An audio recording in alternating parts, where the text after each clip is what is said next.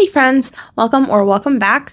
This is going to be part 2 of the previous video, this previous video here, and go ahead, take it away. So my next main point here is stop procrastinating and just do it. I would allow perfectionism to get in my way. I would allow so many barriers to entry. I would tell myself, I need to have my hair looking perfect, or I need to put on lipstick, even if I don't have the right color right now. I need to dress up, or I need to have the right camera. Like my phone's not good enough, even though my phone camera is better than most cameras on the market. I need a better microphone, which I did end up buying a microphone. Not sponsored, just a good microphone. I kept telling myself, I need all these things before I can get started. And that stemmed from researching, what do you need to start as a content creator? What do you need to get started as a content creator? And I'm not saying those things are not helpful. I'm not saying that information wasn't helpful. What I am saying is, because of perfectionism, I allowed those things to tell me, okay, I can't start unless I have those things specifically. Boom, boom, boom, boom, boom. The point here is to stop getting in your own way. Just get started. Stop waiting for the perfect timing. Don't be afraid to be inconsistent. Just be willing to click publish a few times a month and see what happens.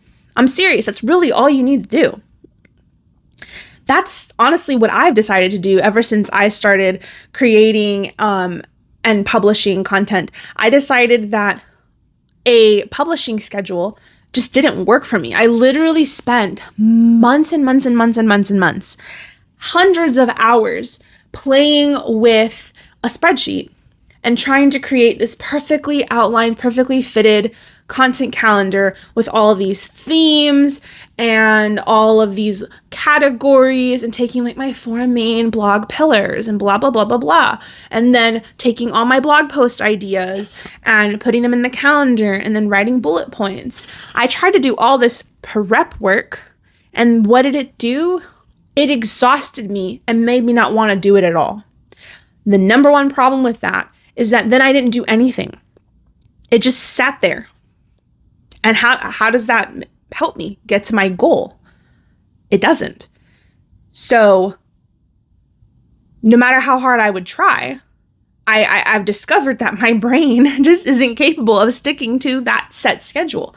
I have to write things when I feel inspired. I got to sit down and record when I feel inspired. That's what happened today. That's why I'm recording this video.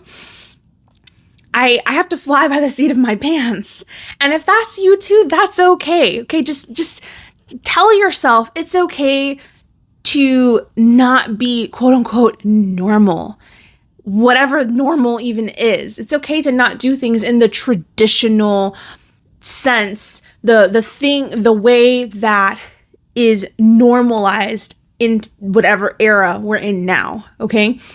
So I do want to share a few tips for actually getting started.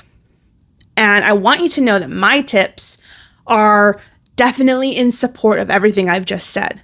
If they weren't, it wouldn't make sense. I'd be contradicting myself.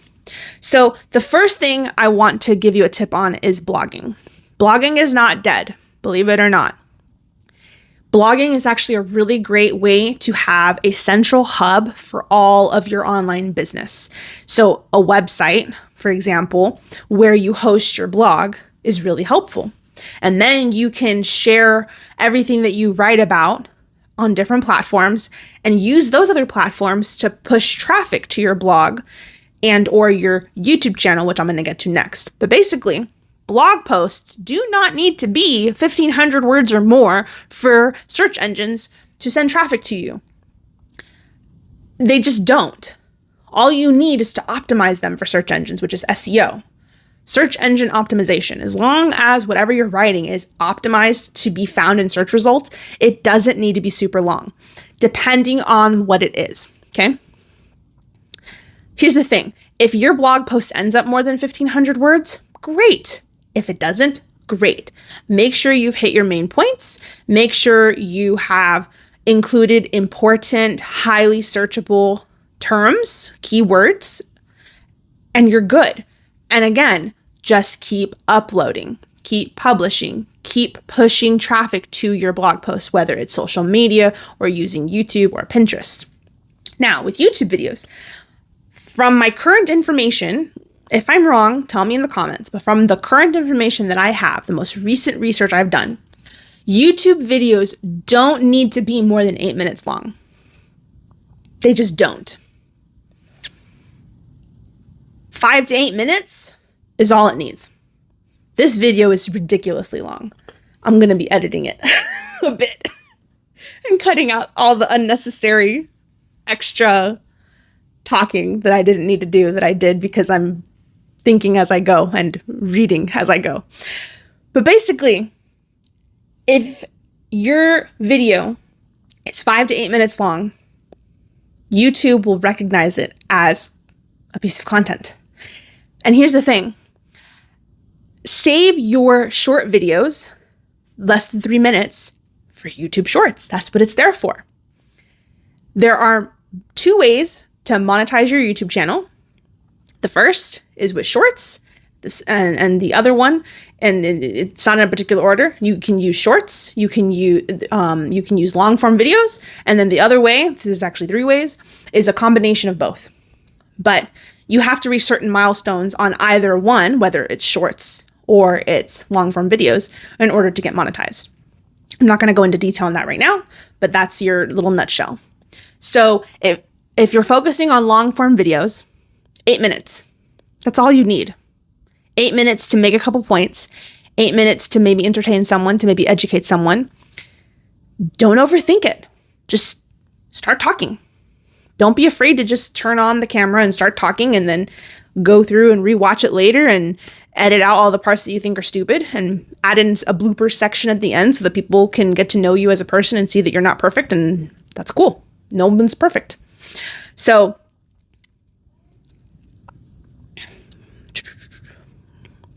the next thing is, don't waste your time trying to grow on platforms that won't pay you for your work at some point. Only branch out to those platforms if you actually find that they're going to help you build traffic to your primary platform, the one that's actually going to pay you eventually. So for me, publishing on YouTube is my primary traffic source to push to my blog and to push to my online store, because I have multiple things going, right? But I need traffic, and traffic comes from search engines. YouTube is a search engine. When someone looks up a video and their title that they're looking up, the terms that they put into search, if any of those terms match something that I've published, then my video is going to end up showing up in the list of search results. This happens on Google, this happens on Pinterest, this happens on any platform where there's a search bar and you can put in search words. Those are keywords, whether you're using specific keywords or whether you just put in whatever comes to your mind. All of that counts, and they're all search terms. And that's part of the reason why when you're a content creator or you're just trying to promote your brand, you want to have keywords and you want to do keyword research. You don't have to make it complicated. I'm not going to go into that right now, but keyword research does not have to be complicated. Anyway, don't waste your time trying to build an Instagram unless you have a brand that's going to pay you for all the videos and all of the posts that you upload. Or if you're using Instagram to push traffic to your website, your coaching program, your YouTube channel, your membership. Only use a social media platform if you're going to drive traffic from there to your source, that's your primary source. Otherwise, do not waste your time creating a billion reels on Instagram. Instead, take those reels and put them on Shorts, because guess what? As you reach the requirements on YouTube Shorts, you can then apply for monetization and get paid for your shorts. Okay. Brand sponsorships. They are not a good source of income when you're first starting out. until you've got at least approximately 100,000 subscribers on YouTube and a consistent 25 to 50,000 views per video, brand sponsorships are not going to be a good source of income. Now, I know that you're probably looking at my subscriber count and my views right now and going, how the heck does she know this? Research. Lots and lots and lots of research. Okay, guys? You can know something without having done it yourself. It's called not reinventing the wheel. Learn from others, avoid their mistakes, and be better than where they were when they first started. Because a person who really wants to help people wants people to be better than where they were at when they first started. Learn from my mistakes and be better. Progress faster even, okay? Brand sponsorships. Here's the thing.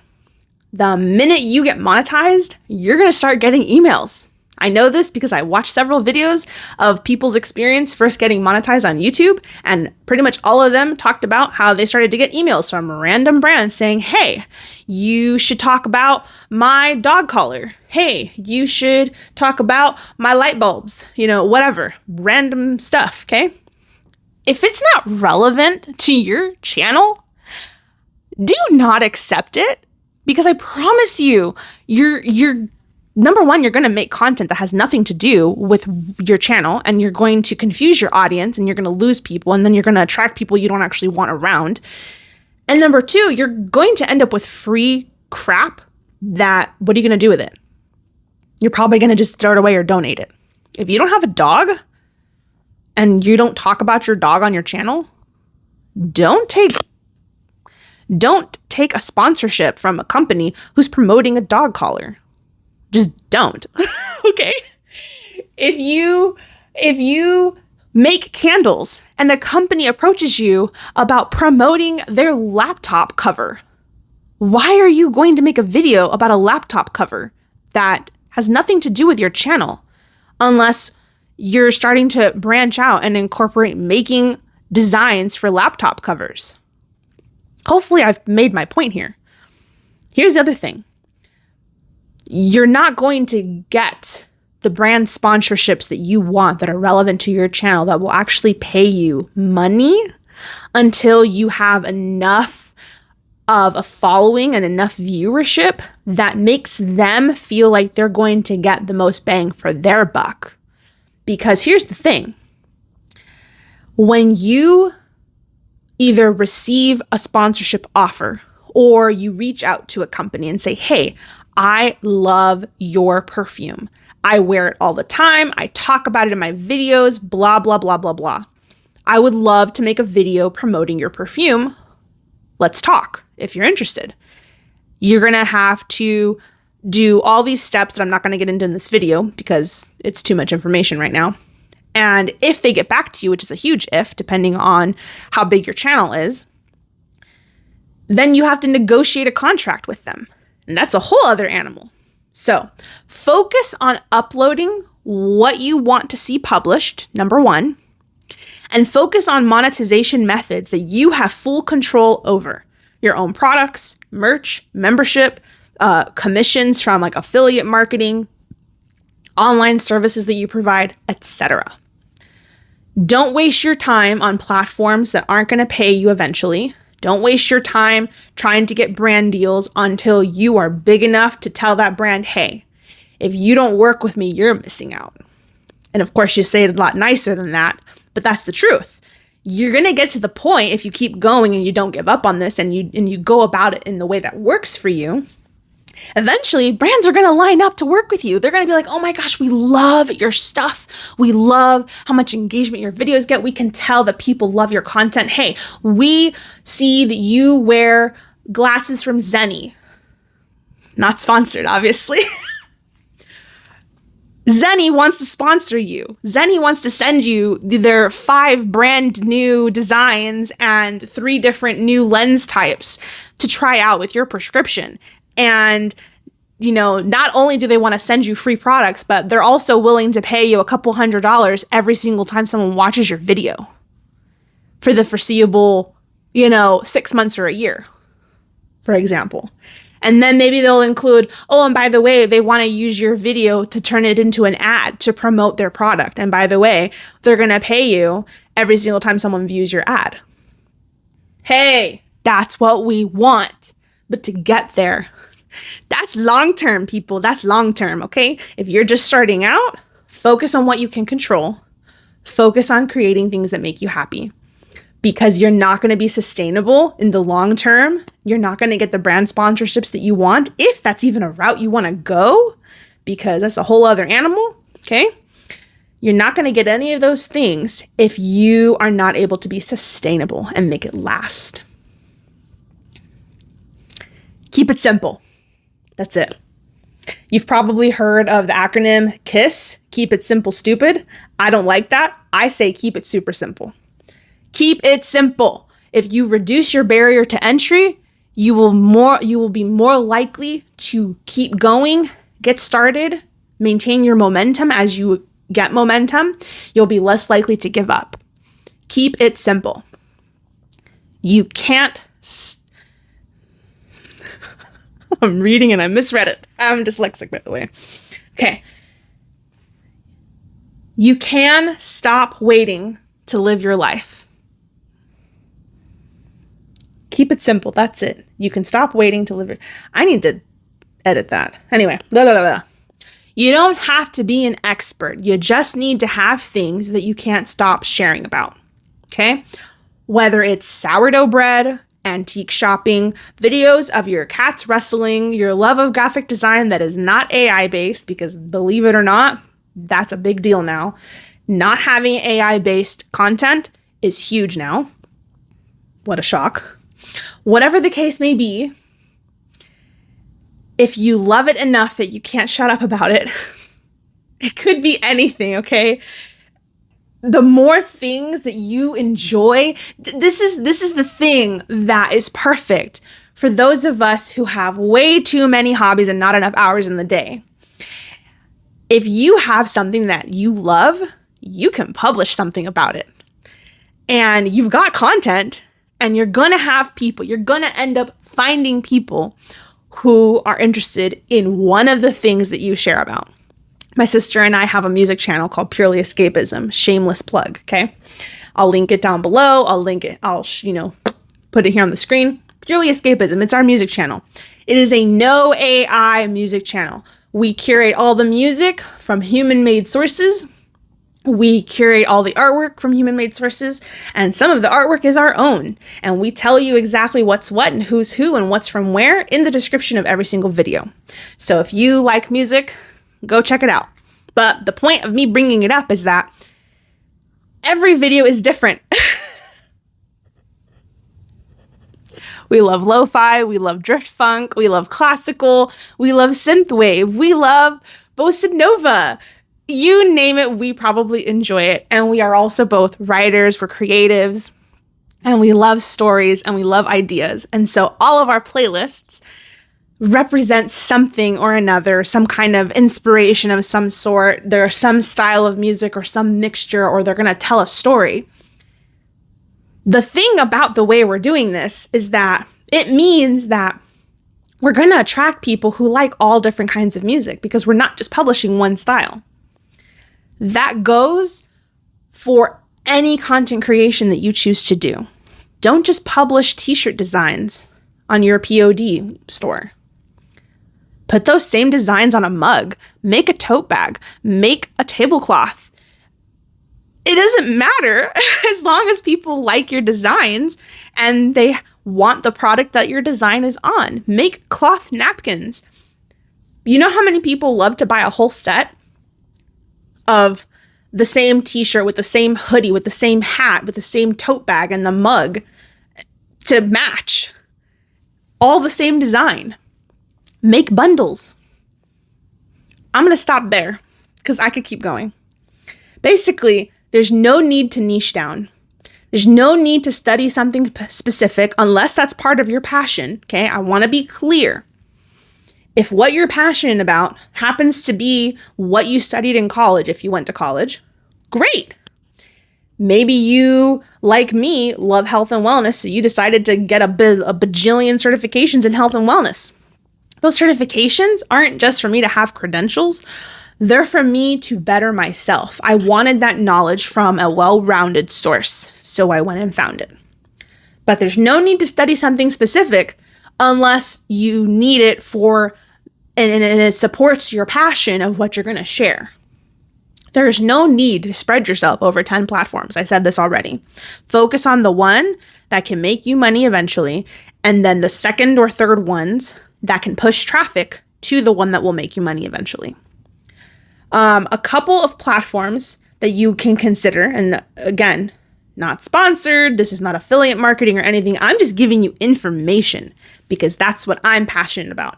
I am passionate about making information available. No paywall, no, here's a part 1, wait 2 months for part 2, blah, blah, blah. No.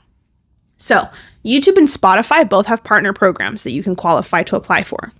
They have different qualifications. You can look those up yourself. Basically, when you meet their requirements, you can apply for their partner program and start getting paid for uploading the same thing you've been uploading or whatever you want to upload, okay? Other areas that you can use or other platforms you can use to monetize your content before you meet the minimum qualification for any of the partner programs is you can use Fourth Wall, you can use Patreon, you can use Substack, you can just use PayPal or Venmo or Cash App or Ko-fi, Buy Me a Coffee, all these things, right? There are so many ways to monetize your content, even without being monetized through ad revenue on YouTube and Spotify, for example. I mentioned Fourth Wall. That's the one I use. I've also tried Patreon. I'm on Substack, but I don't post right now. Anyway, Fourth Wall, just like Patreon, both let you create and sell print-on-demand products. They also let you have a shop. They let you create memberships, share exclusive content. Tons of people are familiar with Patreon. Fourth Wall is newer. But anyway, the point is that you can use websites like these to monetize your content before you get monetized, quote unquote, on YouTube, for example. Both Fourth Wall and Patreon are free to get started. They do take a small percentage of all of your revenue. And then I don't know if Patreon has a membership that you can pay for, but I know Fourth Wall has like a membership that you can then upgrade to like pay a small amount of money every month or every year, and then they don't charge you anymore, which to me is kind of the same difference. So I just have the free account and it works. So the sky's the limit. Okay? The sky's the limit. Get out of your own head. Stop limiting yourself. Get rid of your barriers to entry. Figure out what's stopping you and get rid of it. That's my best advice. That's what I'm doing now. And that's what I encourage anybody to do. If they want to do anything online, heck, if you want to do anything in life, get out of your own way. Get rid of the barriers to entry. Make things easier for yourself. If you want to walk every day, but you don't want to have to go outside because the weather is terrible, get a walking pad. Set it up in a space that you like, that you want to be in. Get a little phone mount to mount your phone. Watch videos while you walk. There you go. Barrier to entry resolved. Don't worry about a gym membership. Don't worry about having the right gear to go walk outside. Just do what you need to do to get your stuff done. Okay? So there you have it. If you take anything away from these two videos, from the blog post that goes with these videos, I hope that it will be to just get started, to stop procrastinating your dreams, to just be willing to just be yourself, turn on the camera, don't try too hard, and just go, just do it. Maybe it's not making videos, maybe it's writing, maybe it's photography. Don't be afraid to just get started. Remember, every expert was once a beginner. All of the highly polished content that we see out there, whether if it's beautifully published novels, if, professionally published novels, if it's YouTube channels with over 200,000 subscribers, beautifully polished Instagrams, all of the above. Don't compare yourself to those things. Don't fall into the comparison trap. Instead, remind yourself that the things that people post, especially if they're beautifully polished, they either A, have been doing it for a long time, so they have a system, they have tons of expensive equipment usually, softwares, they even outsource on a lot of the things that they produce. And then there are the people who have teams, who they have a video editor, they have photo editors, maybe they go to somebody to get hair and makeup done. You never know what it is that somebody is doing behind the scenes to create that level of polish that you see on their final product. When it comes to traditionally published books, you definitely cannot compare your first draft work in progress to a final published work. There were at least 100 people involved in the producing of that final work. I encourage myself with this all the time as I'm writing my own work in progress, which I will be talking about on this channel little by little. I'm just not quite ready to do that yet, but I will be talking about my works in progress, both fiction and nonfiction. For now, that's what I want to encourage you with. When it comes to the YouTube channels that you follow who maybe have over 200,000 subscribers or even over 50,000 subscribers, if they look beautiful and polished or just anything, even a good microphone, that gives you good sound quality, a good editing software, that's really all it takes to get something like this. I'm recording on my phone, the phone that I actually use to talk to people. Like, it's my actual cell phone. It's not some random extra phone I have lying around, even though there are plenty of people who do that too. But I just tell you that to say you don't need fancy, expensive equipment. My phone is sitting on a tripod stand where I literally connected 2 different tripods that I had and I made them one. And it's mostly because the boom arm for the ring light disappeared when I moved from Guam to New Mexico. It's in a box somewhere. I haven't finished unpacking yet. But my phone is mounted on this situation. I have a little tiny cheap Walmart TV table here holding my laptop.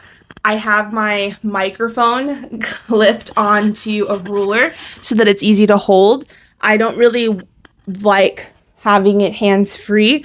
Of course, in some videos, I might end up using it hands-free if I need both my hands to be free.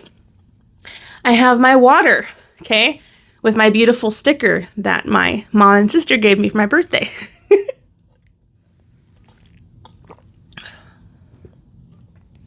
I have good lighting. I have a window over there. You can probably see the reflection in my glasses. I have a window. I have several lamps on in this room, and then I have the ring light. It doesn't have to be perfect. Take advantage of natural light. Take advantage of a quiet space and your phone. This microphone with its little receiver was $40 on Amazon. I'll link it below. Not sponsored, not even an affiliate link, because I haven't been able to qualify for the Amazon Associates program yet. I don't know why I keep messing with my hair. Nervous tick. So just be willing to create crap. Be willing to learn from your mistakes. Be willing to know that you're not going to know everything up front. Keep your boundaries and create boundaries and keep them. And don't be afraid to just get started and go. All right, you got this. I can't wait to see you in the next video. If you enjoy this type of content, definitely click that subscribe button, hit that like button. If you enjoyed this specific video, comment below any thoughts or questions you might have. I'd love for us to be able to talk about this topic in the comments below and find out where you're at. And if you have any questions, feel free to ask them. Remember, when we engage with each other, we improve, we become better versions of ourselves. Remember that we're not competing with each other, we're collaborating. And when you collaborate with other people, you both grow more and you become better versions of yourself. You improve your craft, you improve your skills, and overall, you just get better. Okay, so here's to keeping it real, and I'll see you in the next one. Bye.